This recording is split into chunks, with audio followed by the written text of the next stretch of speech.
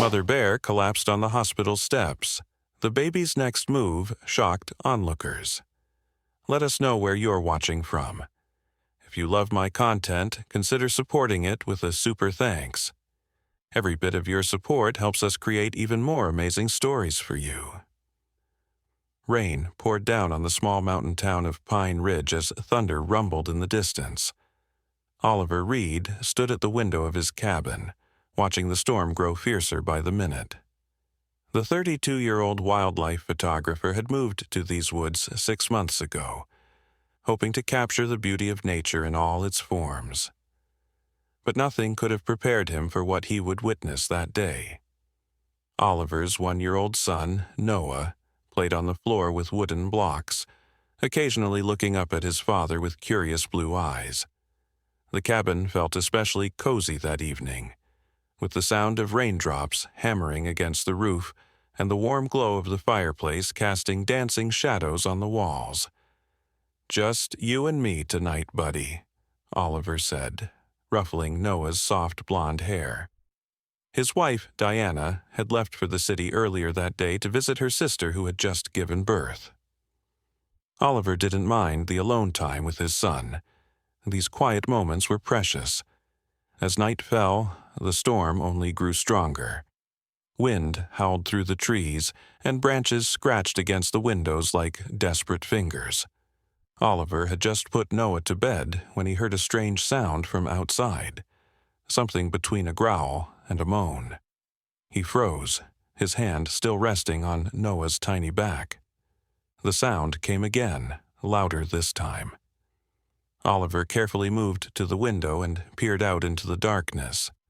At first, he saw nothing but rain and shadows. Then, a flash of lightning illuminated the yard, and his heart stopped. A large brown bear was stumbling toward the cabin, moving in an unnatural way.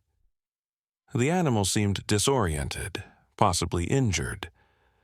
Oliver's first instinct was to grab his phone, but there was no signal. The storm had taken down the cell towers. He looked back at Noah, peacefully sleeping in his crib, completely unaware of the danger approaching their home. Oliver knew he needed to protect his son, but he couldn't ignore the suffering animal outside either. The bear collapsed just yards from the cabin steps, its massive body heaving with each labored breath. Another flash of lightning revealed something that made Oliver's blood run cold. The bear wasn't alone. A tiny cub peeked out from behind its mother, nudging her still form with desperate little paws. "Oh no," Oliver whispered, his breath fogging the glass. The mother bear was clearly in distress, and the cub was too young to survive on its own. As a wildlife photographer, Oliver had studied animal behavior enough to know that approaching a wounded bear, especially one with a cub, could be fatal.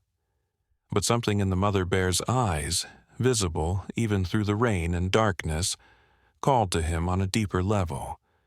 Those eyes held pain, fear, and something unmistakably human. A desperate plea for help. Oliver stood frozen at the window, torn between his duty to keep Noah safe and the undeniable pull to help the suffering creatures outside.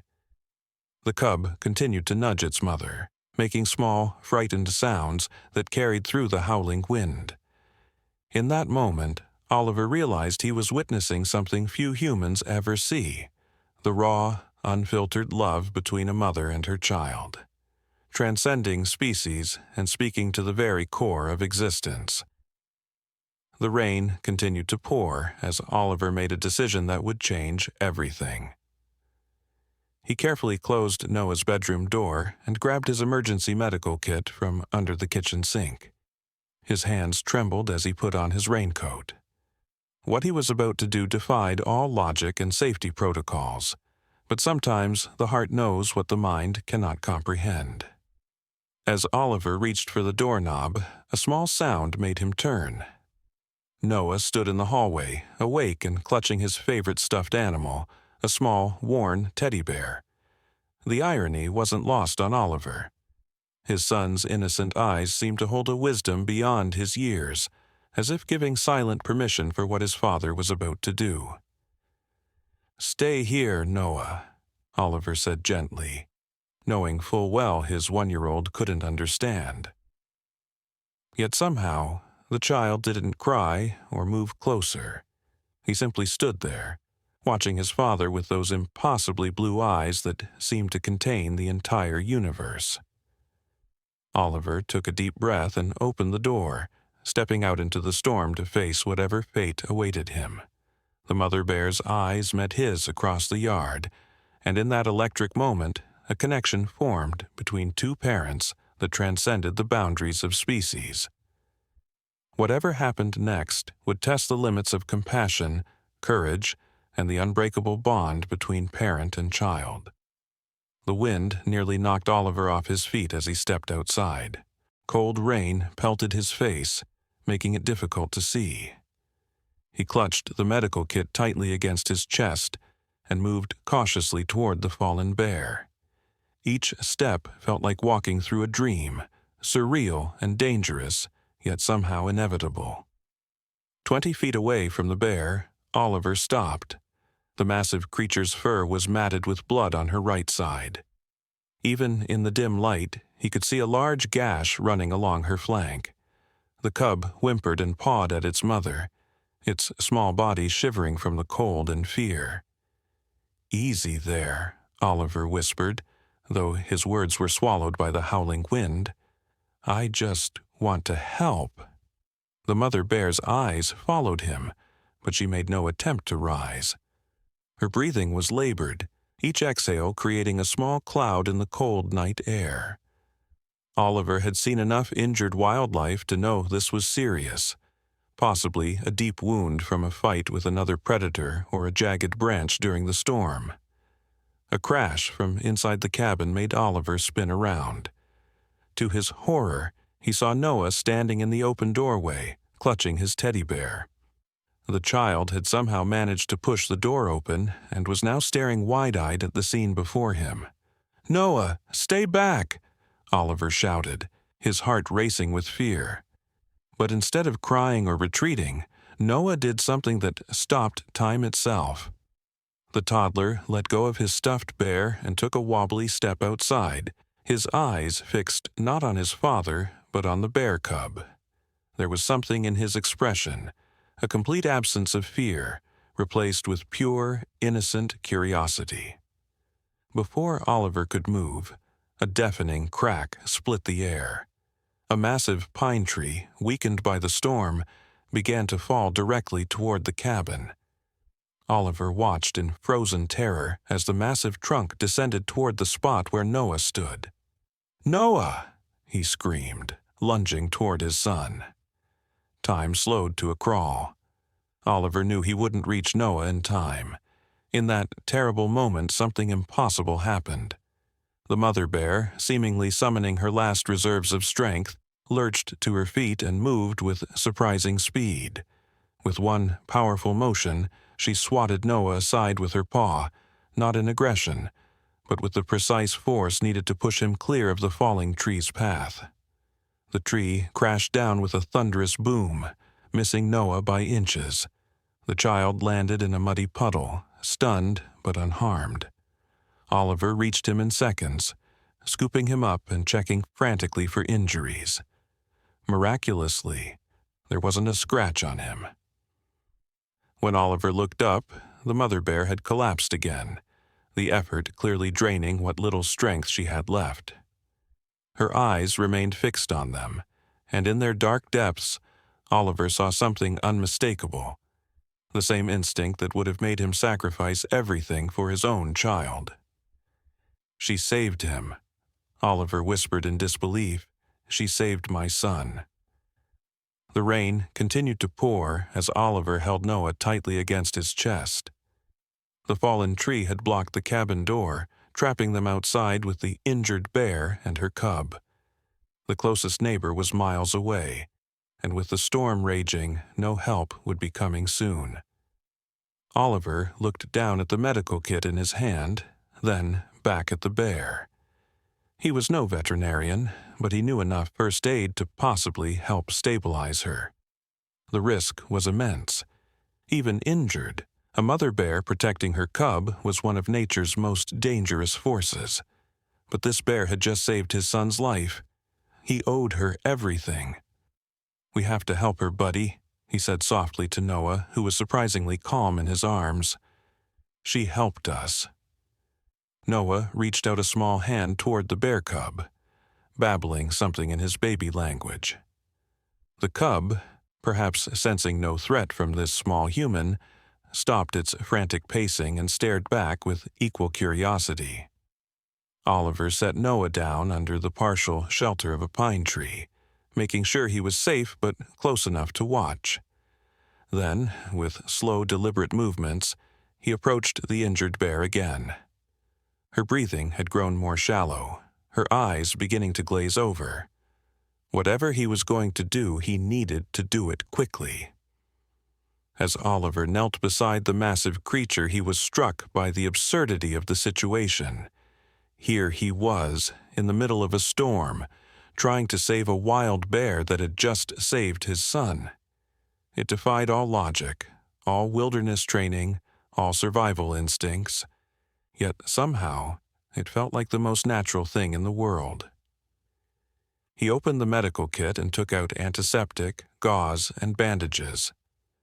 "This is going to sting," he murmured to the bear, surprising himself with how naturally he spoke to her, as if she could understand. "But I promise, I'm trying to help." Just as Oliver was about to clean the wound, headlights cut through the darkness. A truck was making its way up the muddy road to the cabin. Relief flooded through him, until he saw the rifle mounted in the truck's back window. It was Hank Wilson, the local game warden, known for his strict adherence to protocol when it came to dangerous wildlife. The truck stopped, and Hank stepped out, immediately spotting Oliver kneeling beside the bear. His weathered face registered shock, then alarm. "Oliver, get away from that animal right now." Hank raised his rifle, taking aim at the mother bear. "No!" Oliver stood up, placing himself between Hank's rifle and the bear. "She's injured, not aggressive. She just saved my son's life." Hank's eyes narrowed skeptically. "That's impossible." "Step aside, Oliver. That bear is suffering and dangerous. You know the protocol." A tense standoff ensued, rain pouring down between the two men.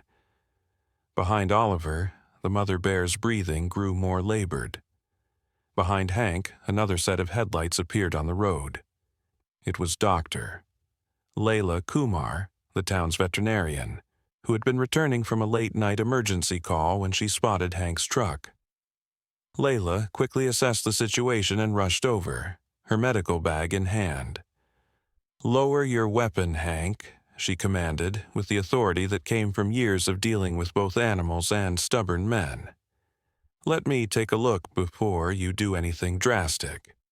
As Layla knelt beside the bear, examining the wound with practiced efficiency, the cub cautiously approached Noah, who still sat quietly under the tree. The two young ones regarded each other with matching expressions of innocent curiosity. "The wound is deep but clean," Layla announced after a moment. "Looks like she caught herself on something sharp, maybe barbed wire from the old Peterson property. With proper treatment, she could survive." "And do what?" Hank demanded. "We can't have an injured wild bear this close to town, especially one with a cub." "There's the wildlife sanctuary up in North Ridge," Layla suggested. "They have facilities for rehabilitation. If we can stabilize her and transport her there."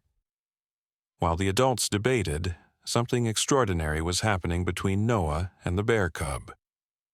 The tiny creatures had moved closer to each other, seemingly communicating in a language without words.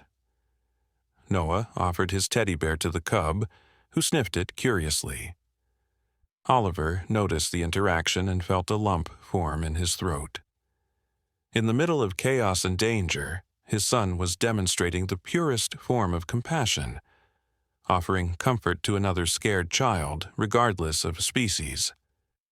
"Look," Oliver said softly, pointing to the cubs. Even Hank fell silent at the sight. The simple gesture seemed to cut through all the tension and fear, reminding them of something essential about connection that transcended human reasoning. In that moment, a series of loud cracks echoed through the forest. More trees were giving way under the strain of the storm. One crashed down across the road, blocking both vehicles. They were all trapped now, humans and bears alike, with no way out until the storm passed. Layla looked up at the sky, then back at the injured bear. We need to make a decision quickly. This animal needs immediate care if she's going to survive the night. Oliver looked at his son playing with the bear cub, then at the mother bear who had saved Noah's life. The choice seemed clear to him, though it defied all conventional wisdom. Sometimes, he realized, the heart knew what the mind could not comprehend. "We need to save her," he said firmly. "Whatever it takes." Little did any of them know that this night would test not just their survival skills, but their very understanding of the connection between humans and the wild. As the storm raged around them, the true challenge was just beginning, and the mother bear's condition was worsening by the minute. "We need to move her somewhere dry," Layla said, her medical training taking over. "This rain will only worsen her condition." Hank lowered his rifle, but didn't put it away entirely. "The cabin's blocked by that fallen tree? Where exactly do you suggest we take a 400-pound injured bear?" Oliver scanned their surroundings.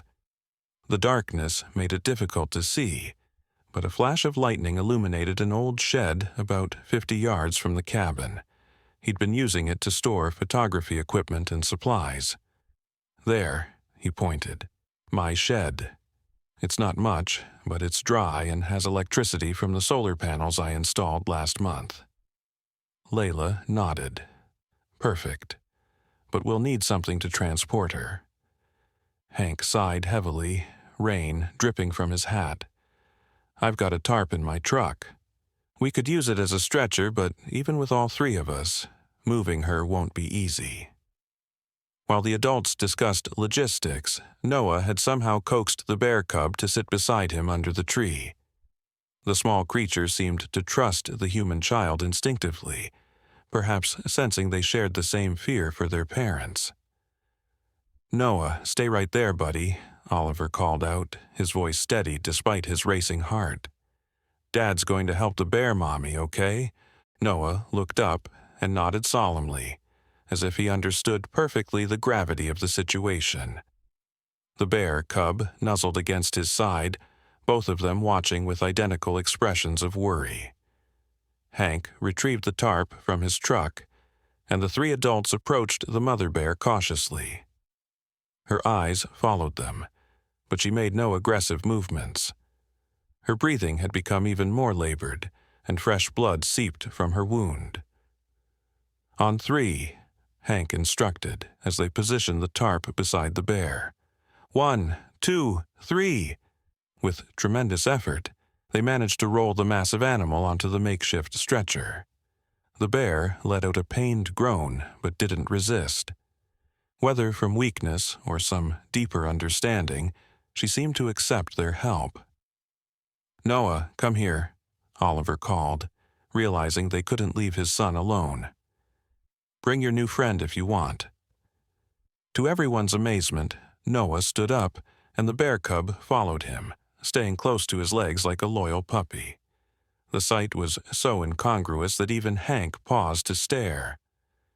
"I've been a game warden for 20 years, he muttered, "and I've never seen anything like this." Together, they struggled through the rain and mud toward the shed, carrying the heavy bear on the tarp. Noah and the cub followed several paces behind, the child occasionally stopping to make sure his animal companion was keeping up. The shed was cramped but dry. Photography equipment lined one wall, while camping gear and emergency supplies occupied another. Oliver quickly cleared a space in the center, laying down some old blankets where they could place the bear. I need better light, Layla said, as they carefully lowered the bear onto the blankets. Oliver found his battery-powered lanterns and positioned them around the wounded animal. Under the bright light, the injury looked even worse. The gash was deep and long, running from the bear's shoulder down her side. "Is she going to die?" Oliver asked quietly, conscious of Noah watching from the doorway, the cub still by his side. Layla's face was grim as she opened her medical bag. "I won't lie to you, it's bad. She's lost a lot of blood, and there's a risk of infection. In a proper clinic, with the right equipment, but here, with what I have..." She didn't need to finish. They all understood the odds weren't good. "What do you need?" Oliver asked. "Tell me, and I'll find it." Layla thought for a moment. "Antibiotics, for starters. Strong ones. And something to stitch this wound. My emergency kit has some basics, but not enough for an injury this severe. I have some veterinary supplies at my station," Hank offered unexpectedly. "Standard issue for wildlife emergencies, but with that tree blocking the road..." "There's another way," Oliver said, moving to a map pinned to the shed wall. "An old logging trail runs behind my property. It connects to the main road about 2 miles east of here. In good weather, it's passable by ATV. In case you haven't noticed." Hank gestured toward the door where rain continued to pour. "This isn't good weather." "What choice do we have?" Oliver challenged. "We can't just let her die, not after..." He glanced at Noah, who was now sitting on the floor, gently petting the cub's head. A conflicted expression crossed Hank's face. As game warden, his job was to follow protocol, to make the hard decisions that kept both wildlife and humans safe. But this situation defied all protocols. He looked at the bear cub, then at Noah, then finally at the mother bear fighting for her life. "If I take that trail, I'll need to know exactly where I'm going," he said finally. "One wrong turn in this weather and I could end up stranded or worse. I'll go with you," Oliver volunteered immediately. "No," Layla interjected firmly. "I need you here. That solar setup, I'll need help rigging something for emergency surgery, and someone needs to watch Noah." Before they could debate further, a soft voice spoke from the doorway. "I'll go with him." They turned to see a woman standing there, dripping wet and slightly breathless. It was Diana, Oliver's wife, her eyes wide as she took in the bizarre scene before her. Her husband and the town veterinarian hovering over an injured bear. Her son sitting calmly with a bear cub, and the game warden holding his rifle at rest. "Diana!" Oliver exclaimed, rushing to embrace her. "How did you—" "The storm was getting worse, so I decided to come home early," she explained quickly. "The main road was blocked about a mile down, so I parked and hiked the rest. I saw the lights in the shed and..."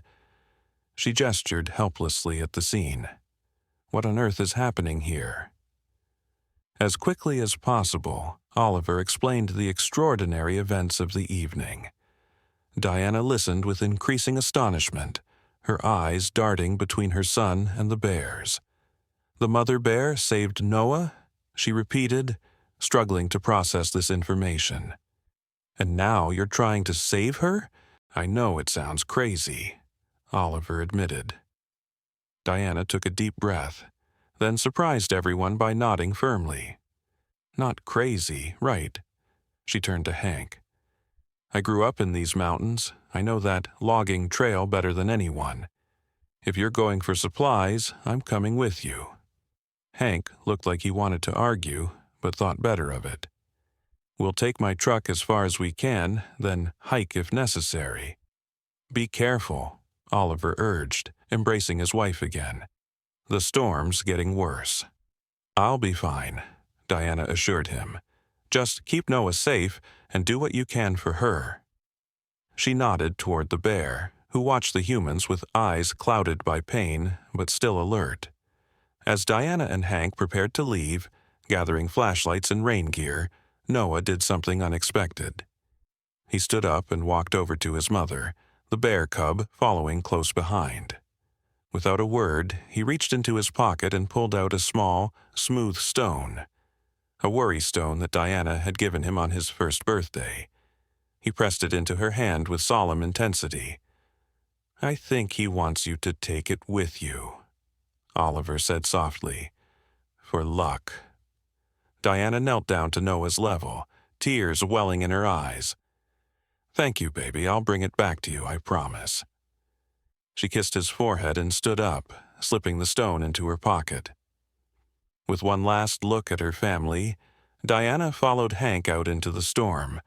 The shed door closed behind them, leaving Oliver, Layla, Noah, and the bears in a strange suspended moment of uncertainty.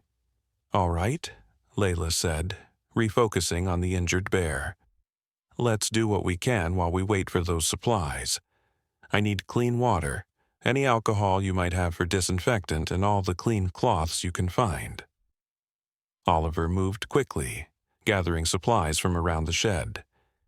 As he worked, he kept glancing at Noah, who had returned to his spot beside the bear cub. The two small figures sat in peaceful companionship, seemingly oblivious to the drama unfolding around them. Layla began cleaning the wound as best she could with their limited supplies. The mother bear growled softly at the pain but made no attempt to attack. She seemed to understand on some primal level that these humans were trying to help. "It's remarkable," Layla murmured as she worked. In normal circumstances, a mother bear would never allow humans this close to her cub, and she certainly wouldn't tolerate us touching her while injured. "Nothing about this night has been normal," Oliver replied, helping to hold gauze in place as Layla continued cleaning the wound. Outside, the wind howled with renewed fury, rattling the shed's windows. Lightning flashed, briefly illuminating Noah and the cub through the window. In that frozen moment of electric light, Oliver saw something that made his breath catch. The cub was leaning against Noah, their foreheads touching in what looked unmistakably like a gesture of comfort. "Look," he whispered to Layla. She glanced up and stared, her hands momentarily stilling. I don't even have words for what that is." "It's trust," Oliver said simply. "Pure trust." Just then, the mother bear let out a pained moan and began to shake. Her eyes rolled back, and her massive body convulsed. "She's going into shock," Layla said urgently. "We're losing her." Oliver felt panic rise in his chest. What can we do? Keep her warm, talk to her. Sometimes the sound of a calm voice can help stabilize an animal in distress. Layla worked frantically, trying to stop the renewed bleeding from the wound. But without those antibiotics and proper equipment, she didn't need to finish the sentence. Without the supplies Diana and Hank had gone to retrieve, the mother bear wouldn't survive the night. As if sensing his mother's distress, the bear cub let out a mournful cry and tried to approach. Noah held him back, somehow understanding that the cub might get in the way of the adults trying to help. Oliver knelt beside the mother bear's head, placing a gentle hand on her rough fur. "Stay with us," he murmured. "Your cub needs you. You saved my son. Now let me save you." For a moment, the bear's eyes focused on him, and Oliver felt that same connection he'd experienced earlier. Two parents, from entirely different worlds, understanding each other in a language beyond words. Meanwhile, Diana and Hank were fighting their own battle against the elements. The logging trail had turned into a muddy river, forcing them to abandon the truck much sooner than anticipated. They trudged through ankle-deep mud, flashlights providing meager illumination against the pitch-black forest. "Are you sure this is the right way?" Hank shouted over the wind. Diana nodded, though doubt had begun to creep in. The storm had transformed familiar landmarks into unrecognizable shadows. She clutched Noah's worry stone in her pocket, drawing strength from the connection to her son. "There should be a fork up ahead," she called back. We go left, but when they reached the spot, both paths looked equally unwelcoming. Dark tunnels cutting through dense forest, both partially flooded. "Which way?" Hank demanded, his patience wearing thin. Diana hesitated. Choosing wrong could mean getting lost in the woods during the worst storm in years. Choosing wrong could mean the mother bear's death. Choosing wrong could mean... A strange sound cut through the howling wind, a distant howl that made both humans freeze. Wolves. The local pack rarely came this close to human habitation, but the storm might have displaced them from their usual territory. "We need to move," Hank urged, his hand moving instinctively to his rifle. Diana closed her eyes, squeezing the worry stone in her pocket. When she opened them, she pointed decisively to the left path. "This way, I'm sure of it." As they pushed forward, neither noticed the dark shapes moving parallel to them in the forest, yellow eyes tracking their progress with predatory interest. Back at the shed, the mother bear's condition had stabilized somewhat, but Layla's expression remained grave. "She's fighting," she told Oliver quietly, but without those antibiotics. A bone-chilling howl echoed through the forest, audible even over the storm. Oliver's head snapped up, and he exchanged an alarmed look with Layla. "Wolves," she whispered. "They must have smelled the blood." Oliver moved to the window, peering out into the darkness. Diana and Hank are out there. The realization hung in the air between them. The night had just become even more dangerous, and the fragile web of lives connected by this extraordinary situation had grown more complex. The mother bear continued to struggle for breath on the shed floor, while outside, new threats emerged from the storm-racked forest. Noah, seemingly oblivious to the adult's concerns, hugged the bear cub close. In that innocent embrace lay perhaps the truest understanding of what was at stake. Not just lives, but the rare and precious bridge that had formed between two worlds that normally existed in careful separation. Another howl, closer this time, sent a shiver down Oliver's spine. Time was running out, for the mother bear, for Diana and Hank in the woods, and perhaps for all of them as the storm and its dangers closed in around the small shed that had become their sanctuary and their battleground. Diana clutched the worry stone so tightly her knuckles turned white. The wolves' howls echoed through the forest, seemingly coming from all directions at once. She and Hank had been trudging through the mud for nearly 40 minutes, the rain showing no signs of letting up. "We should be close to the road by now," she said, trying to keep the doubt from her voice. "Just past this ridge." Hank nodded grimly, his rifle ready. "Those wolves are tracking us. We need to move faster." They pushed forward, each step a battle against the thick mud that threatened to pull off their boots. Diana's thoughts kept returning to the image of her son, sitting calmly beside a bear cub, as if it were the most natural thing in the world. Nothing about this night made sense, yet somehow it felt like they were all part of something profound and important. A flash of lightning revealed the road ahead, and Diana felt a surge of hope. There, we made it. But when they reached the spot, their hearts sank.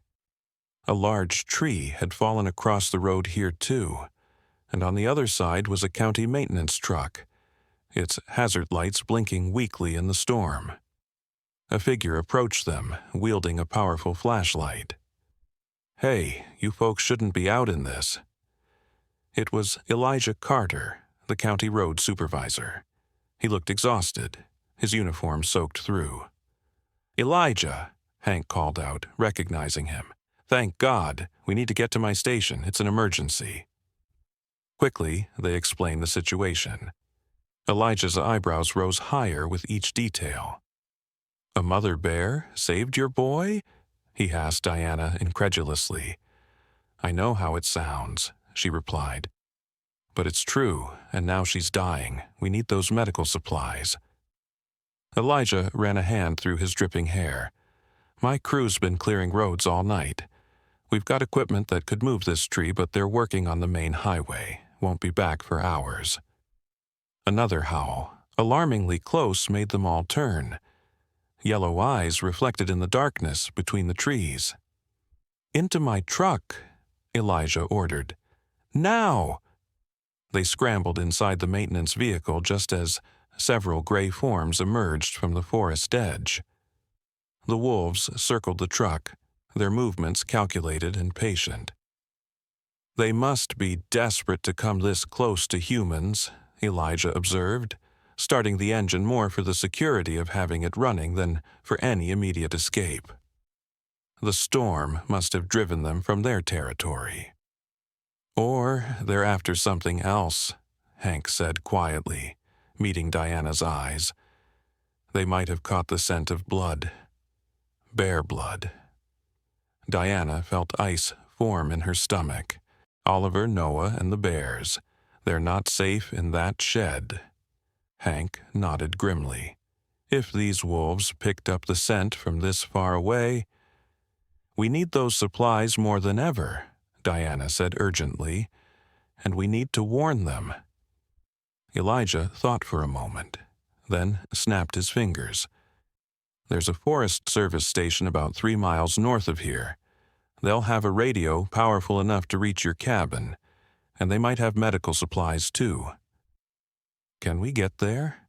Hank asked, eyeing the wolves that continued to circle the truck.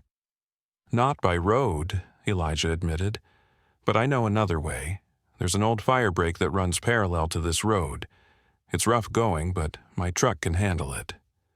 Diana clutched Noah's stone, saying a silent prayer for her family's safety. "Let's go." Back at the shed, Oliver had barricaded the door with everything he could find. The wolves' howls were getting closer, and the mother bear seemed to sense the danger. Despite her weakness, she tried to rise, her instinct to protect her cub overriding her pain. "Easy, girl," Layla soothed, placing a gentle hand on the bear's massive shoulder. "You'll tear open your wound." The cub sensed the tension and whimpered, pressing closer to Noah. The child, showing wisdom far beyond his years, stroked the cub's fur and murmured softly to it, the same way Oliver often comforted him during thunderstorms. "They have a strong bond," Layla observed, watching the pair. "I've never seen anything like it." Oliver nodded, continuing to reinforce their makeshift barricade. "It's like they understand each other on some level we can't comprehend." "Children often have a special way with animals," Layla said. "They don't carry the same fears and prejudices we adults do. To Noah, that's not a dangerous wild animal. It's just another child who needs comfort." A particularly close howl made them both jump. The mother bear let out a low, warning growl, her eyes fixed on the window. "They're here," Oliver whispered, picking up a heavy wrench from his toolbox, a pitifully inadequate weapon against a wolf pack, but better than nothing. Through the rain-streaked window, dark shapes moved at the edge of the clearing. Yellow eyes reflected the shed's light, blinking in and out of visibility as the wolves circled, assessing the situation. "How many do you count?" Layla asked, her voice steady despite the fear Oliver could see in her eyes. "At least 5, maybe more," he replied grimly. "A full pack." The mother bear struggled again to rise, her maternal instinct driving her to protect her cub despite her injuries. This time, she managed to get to her feet, swaying dangerously but standing nonetheless. "Incredible," Layla breathed. "Her determination is extraordinary." Noah, sensing the shift in energy, stood up as well. The bear cub pressed against his legs, trembling slightly. Without hesitation, Noah placed his small hand on the cub's head in a protective gesture that mirrored his father's stance. "Like father, like son," Layla murmured with a small smile, despite their dire situation. Outside, the wolves began to close in, their circular pattern tightening around the shed. One particularly large wolf, presumably the alpha, stepped forward, its gaze fixed on the door. Inside, the radio on Oliver's desk suddenly crackled to life, making everyone jump. Oliver Reed, do you copy? This is Diana. Please respond." His wife's voice, filled with static but recognizable, filled the small space. Oliver lunged for the radio. "Diana, we're here. Where are you?" "Forest Service Station, north of the logging trail," she replied, relief evident in her voice. "Oliver, there are wolves in the area. They might be heading your way." "They're already here," Oliver confirmed grimly. "We're barricaded in the shed, but I don't know how long that will hold. How far out are you with those supplies?" A pause, then Diana's voice again. "We can't get through by road. Too many downed trees, but Elijah Carter is with us. He has an idea." The radio crackled as Elijah's voice took over. "Oliver, listen carefully. There's an old mining tunnel that runs under part of your property. The entrance is about half a mile from your cabin, near the big lightning-struck oak. It comes out close to where you are." Oliver tried to picture the location. "I think I know the oak you mean, but I've never seen any tunnel." "It's overgrown, been closed for decades," Elijah explained. "But it should still be passable. We're heading there now. If we can get through, we'll reach you with the supplies in about 30 minutes. "We may not have 30 minutes, Oliver replied, watching as a wolf began pawing at the shed door. "The wolves are getting bolder."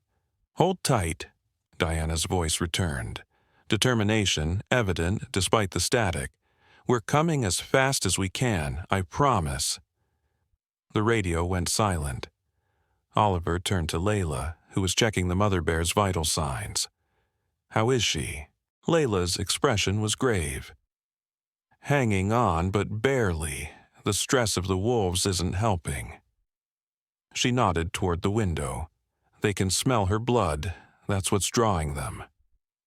A thought struck Oliver. What if that's how we buy some time? He moved to his supply shelf and pulled down a container. "This is a fixative I use for developing photos. It has a strong chemical smell that might mask the scent of blood." Layla considered this. "It's worth a try, but be careful. Those chemicals are toxic. We'll need to make sure Noah doesn't breathe too much of it." Oliver nodded, already soaking rags in the pungent solution. He handed one to Layla, then carefully approached Noah and the bear cub. "Hey, buddy," he said gently, kneeling to his son's level. "Dad needs to put something smelly around the room to keep us safe. Can you and your friend come sit in this corner and breathe through this?" He held up a clean cloth.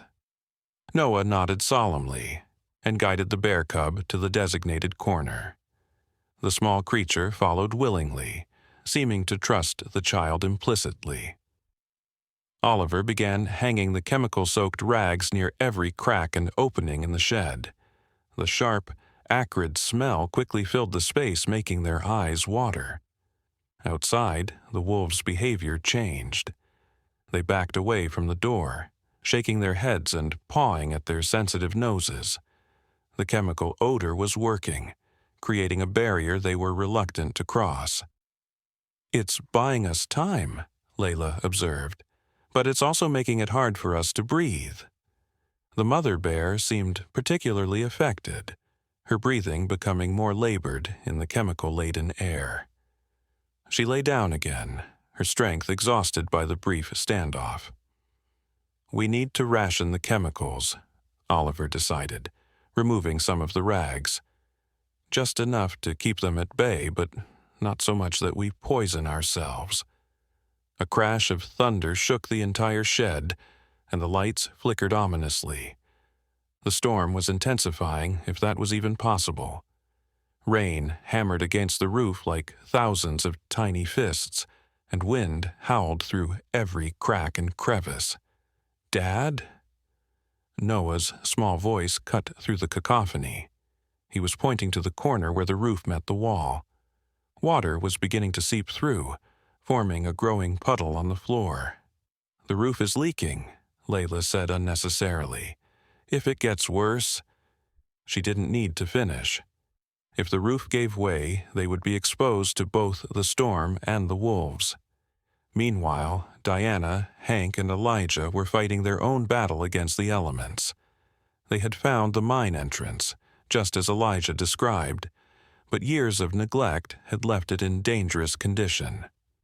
"Doesn't look too stable," Hank observed, shining his flashlight into the dark tunnel. The beam illuminated rotting support beams and fallen rocks. "It's our only option," Diana insisted. "My family is in danger. We have to try." Elijah nodded, checking the supplies they had gathered from the Forest Service Station. Antibiotics, suture kits, bandages, and even a tranquilizer gun, just in case. "Stay close," he instructed. "Step exactly where I step. These old tunnels can be treacherous, especially after all this rain." They entered the darkness, their flashlights creating bouncing circles of light that did little to dispel the oppressive blackness. Water dripped steadily from the ceiling, and the distant rumble of thunder was muffled but still audible. "How far does this tunnel go?" Diana asked, her voice echoing slightly. "About a mile," Elijah replied. "It was used to transport silver ore back in the 1880s. Should come out about 100 yards from Oliver's shed." They moved carefully, testing each step before committing their weight. The tunnel sloped gently downward, then began to rise again after several 100 yards. "We're passing under the river now," Elijah informed them. "This is the trickiest part. The ceiling is lower here." As if on cue, a large drop of water fell directly onto Diana's head, followed by another and another. The dripping increased rapidly, turning into a steady flow. "That's not good," Elijah muttered, examining the ceiling with his flashlight. "The river must be overflowing its banks, putting pressure on the tunnel." A loud crack echoed through the passage, and a section of the ceiling collapsed just yards ahead of them, sending rocks and dirt cascading down. "Back!" Elijah shouted, pushing Diana and Hank away from the cave-in. The whole thing could go. They retreated several yards, watching in dismay as more debris fell, partially blocking their path forward. "Now what?" Hank demanded. "We can't go back. Those wolves are still out there." Diana stared at the obstacle, then at the medical supplies in her backpack. Her family was counting on her. The mother bear who had saved her son was dying. Failure wasn't an option. "We dig," she said simply, moving toward the fallen rocks. "We make a way through." Back at the shed, the situation was deteriorating rapidly. The roof leak had worsened, creating a steady stream of water that threatened their electrical equipment. Oliver had moved the mother bear away from the worst of it, but the shed was small, and options were limited. The wolves had retreated somewhat due to the chemical smell, but they hadn't left entirely. Their shadowy forms remained visible at the edge of the clearing, waiting patiently for an opportunity. Layla checked the mother bear's wound again, her expression becoming more concerned. "She's developing a fever. Infection is setting in. Without those antibiotics soon." Noah and the bear cub remained in their corner, the child's arm protectively around his new friend. The cub would occasionally whimper and look toward its mother, but seemed content to stay with Noah, drawing comfort from the human child's presence. "They'll make it," Oliver said with more confidence than he felt. "Diana's never let me down." As he spoke, a new sound joined the symphony of rain and wind, a deep, ominous rumbling that seemed to come from beneath their feet. "What is that?" Layla asked, alarm evident in her voice. Before Oliver could respond, the ground literally shifted beneath them. One corner of the shed dropped several inches, sending tools and equipment sliding across the floor. The hillside, Oliver realized with horror. All this rain, it must be causing a landslide. The rumbling increased, and more of the shed began to tilt. The mother bear let out a distressed groan as she slid across the floor. Oliver and Layla scrambled to stabilize her, while Noah clutched the bear cub tightly, his eyes wide with fear. "We have to get out of here," Layla urged. "If that hillside goes, it could take the whole shed with it." "And go where?" Oliver demanded. "Into the storm? With the wolves waiting?" Before Layla could answer, another section of the ground gave way. The entire shed groaned and shifted further, the walls creaking alarmingly. "Dad!" Noah cried, reaching for his father. Oliver rushed to his son, gathering him in his arms. The bear cub stayed pressed against Noah's side, trembling. In the tunnel, Diana, Hank, and Elijah had managed to clear enough debris to create a small passage. Diana, being the smallest, volunteered to go through first. "Be careful," Hank warned. "If more of the ceiling comes down while you're in there." Diana nodded, understanding the risk. "Pass me the supplies. I'll take them through." With a backpack of medical supplies secured, Diana began squeezing through the narrow opening they had created.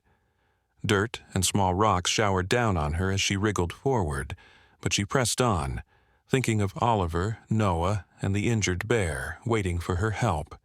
Halfway through, she felt the ground tremble beneath her.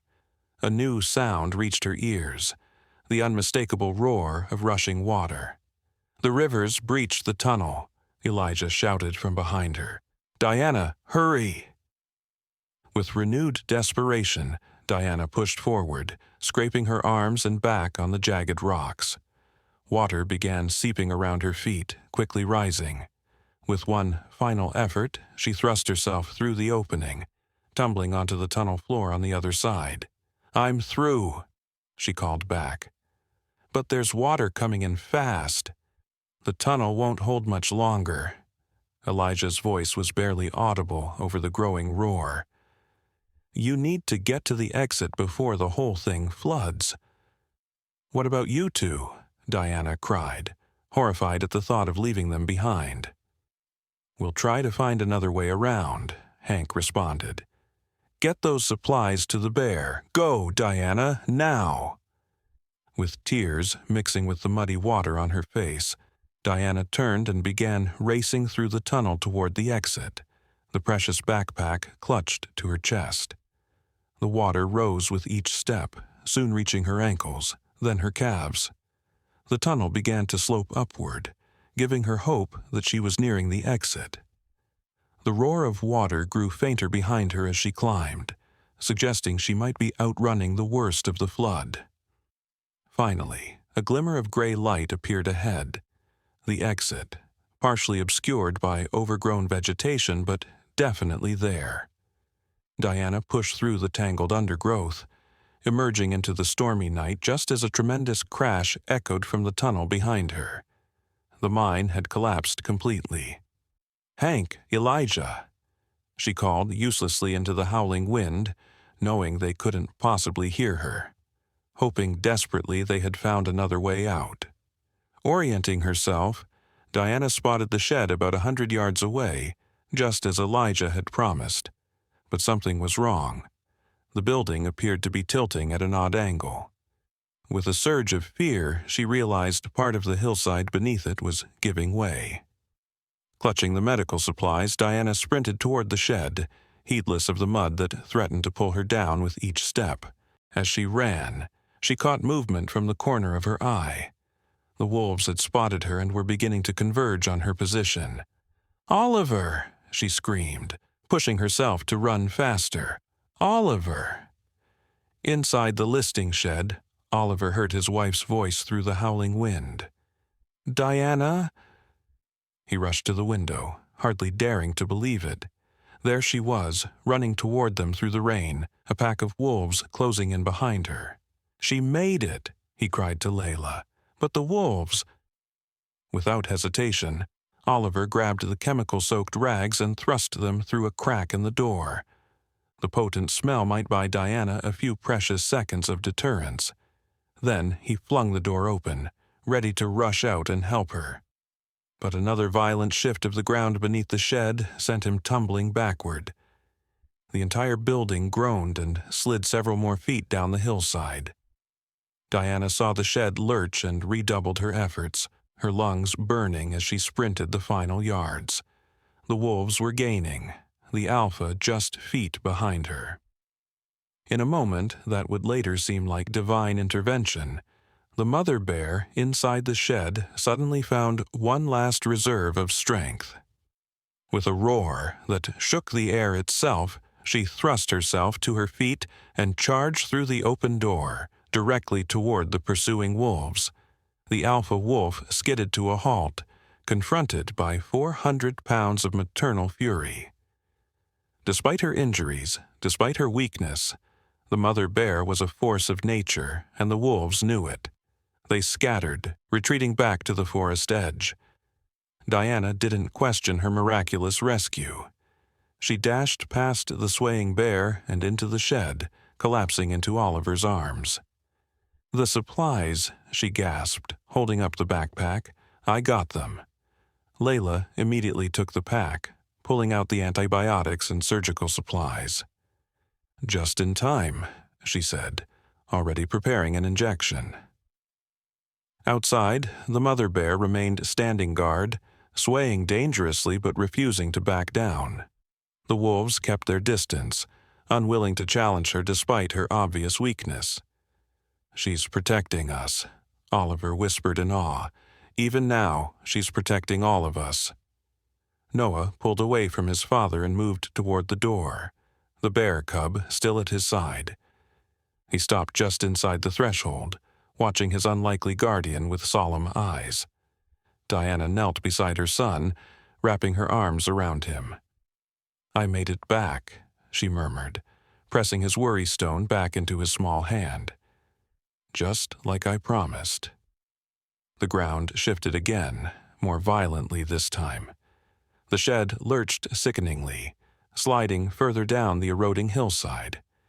"We can't stay here," Oliver stated the obvious. "This whole structure is going to collapse." Layla looked up from administering medicine to the mother bear. "I've given her antibiotics and something for the pain, but moving her in this condition—" "We don't have a choice," Diana said firmly. "If we stay, we all die." Oliver nodded, his mind racing. "The main cabin. If we can get there, we'll be safe. It's built on bedrock, not this loose soil." "How do we get past the fallen tree blocking the door?" Layla asked. "There's a cellar entrance on the far side," Oliver explained. "We can get in that way." Another violent lurch emphasized the urgency of their situation. Parts of the shed's floor were beginning to pull away from the walls. "Let's go," Oliver decided. "Diana, take Noah. Layla and I will help the mother bear. The cub will follow Noah, I'm sure of it." They moved quickly, gathering only the essential medical supplies. The ground continued to shift beneath them as they maneuvered the groggy but cooperative mother bear toward the door. Outside, the rain had finally begun to slacken, though the wind remained fierce. The wolves had retreated to the forest edge but remained visible, watching and waiting. The small group made their way carefully down what remained of the hill, helping the mother bear navigate the treacherous terrain. Noah walked between his parents, one hand holding his mother's, the other resting on the bear cub's head. Behind them, with a final groan of protesting metal and wood, the shed tore free from its remaining anchors and slid down the hillside, crashing into pieces at the bottom. "That was close," Diana breathed, holding Noah tighter. They continued toward the cabin, moving as quickly as the injured bear could manage. The wolves followed at a distance, a constant reminder of the dangers still present. "Almost there," Oliver encouraged everyone as the cabin came into view. The fallen tree was visible, its massive trunk having crushed part of the front porch but leaving the main structure intact. As they approached the cellar doors, a sound made them all pause, voices calling from the direction of the logging trail. "Hello, Diana, Oliver? It's Hank," Diana exclaimed with relief. They made it. Sure enough, Hank and Elijah emerged from the tree line, muddy and exhausted, but very much alive. They stopped short at the sight that greeted them. Two adults helping an injured bear walk, a child and bear cub walking side by side, and the family cabin half blocked by a fallen tree. "I'll be damned," Elijah muttered. "When you said a bear saved your boy, I believed you, but seeing this—" "No time for explanations," Oliver called to them. "We need to get inside before those wolves decide to try their luck again." Together, they managed to open the cellar doors and guide the mother bear down the stairs. No small feat given her size and condition. The bear cub followed willingly, still staying close to Noah. Once inside, they secured the doors behind them and made their way up to the main floor of the cabin. The space was mercifully intact, though the front windows had shattered when the tree hit the porch. Layla immediately set about creating a proper treatment area for the mother bear, who had collapsed again once safely inside. The antibiotics were beginning to work, but she would need careful monitoring and additional treatment to fully recover. "Will she be okay?" Noah asked, his small voice filled with concern. Layla smiled at him gently. "I think she will, thanks to you and your parents. She's very strong and very brave, just like you." The bear cub had settled beside its mother, occasionally nuzzling her face as if checking on her. Noah sat nearby, watching with the intense focus only a child can maintain. As the adults worked to secure the cabin and tend to the bear, Diana pulled Oliver aside. "What happens now?" she asked quietly. "When the storm passes and she recovers, we can't keep them here." Oliver nodded, watching his son and the bears with mixed emotions. "I know. Layla mentioned a wildlife sanctuary that might take them. They could recover there, away from hunters and development. And Noah? He's bonded with that cub. Separating them will be difficult." Oliver pulled his wife close, both of them watching their son. "We'll help him understand, and maybe we can visit them sometimes." Outside, the storm was finally beginning to subside. The first hints of dawn lightened the eastern sky, promising a new day. The wolves had disappeared, either discouraged by the human success in reaching safety or moving on to easier prey. Inside the cabin, an extraordinary family had formed, not of blood, but of circumstance and compassion. A mother bear who had saved a human child, a human family who had risked everything to save her in return, and the innocent bond between a boy and a bear cub that had somehow bridged the ancient divide between their worlds. As the first rays of sunlight filtered through the broken windows, the mother bear's eyes opened. She looked first at her cub, then at the humans who had fought so hard to save her life. In her gaze was a depth of understanding that defied explanation, a recognition that transcended language and species. Noah caught her look and smiled, reaching out a small hand toward her. The mother bear didn't move, but something in her posture softened, accepting his gesture from a distance. "I think she remembers," Oliver said softly. "She knows what we did for her, just as we remember what she did for Noah." Diana wiped tears from her eyes. Some things don't need explanation. Some connections just are. The storm had passed, but the events of that extraordinary night would remain with all of them forever, a testament to the unexpected bridges that can form between the most unlikely companions when compassion overcomes fear and the instinct to protect transcends the boundaries of species. 3 weeks later, The afternoon sun cast long shadows across the meadow of the Northern Ridge Wildlife Sanctuary. Oliver adjusted his camera lens, capturing the moment as the sanctuary staff opened the large wooden crate. Noah stood between his parents, clutching both their hands, his eyes never leaving the crate's door. "Remember what we talked about, sweetie," Diana whispered, kneeling beside her son. "They need to be free. This is their home now." Noah nodded solemnly, though his chin trembled slightly. The past 3 weeks had been extraordinary. The mother bear had recovered in their cabin under Layla's care, growing stronger each day. The bear cub had become Noah's constant companion, the two playing under careful supervision, forming a bond that defied every natural law. But today was goodbye. The mother bear emerged first, her powerful form now healthy and strong. The wound on her side had healed into a scar, a permanent reminder of the night that had changed all their lives. She paused at the crate's entrance, sniffing the air cautiously before taking a few steps forward. The bear cub bounded out next, initially staying close to its mother, then darting about to explore its new surroundings.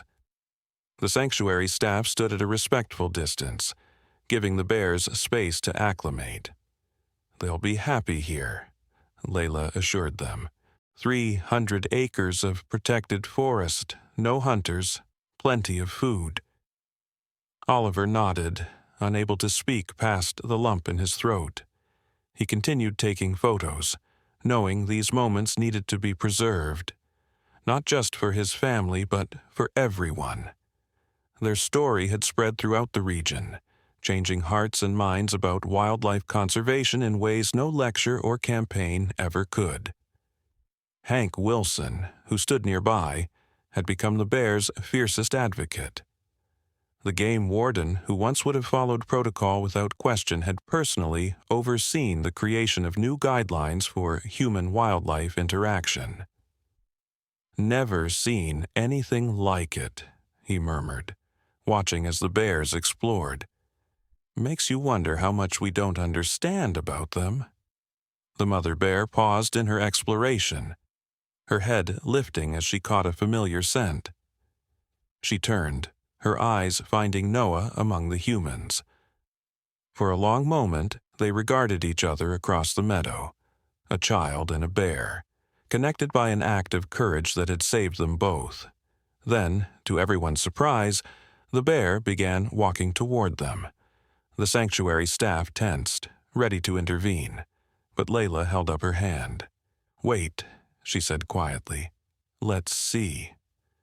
Diana tightened her grip on Noah's hand, maternal instinct warring with the trust that had grown over these weeks. Oliver lowered his camera, his heart pounding. The mother bear stopped about 20 feet away, a respectful distance that somehow acknowledged the complex relationship between them. She made a soft chuffing sound, and the cub, which had been playing nearby, immediately ran to her side. Noah looked up at his parents, his blue eyes wide with question. After exchanging a glance with Diana, Oliver nodded. "Go ahead," he said softly, "but stay right where we can see you." Noah took a few small steps forward, stopping halfway between his parents and the bears. He reached into his pocket and pulled out a small round stone, a new worry stone that Diana had helped him find, a companion to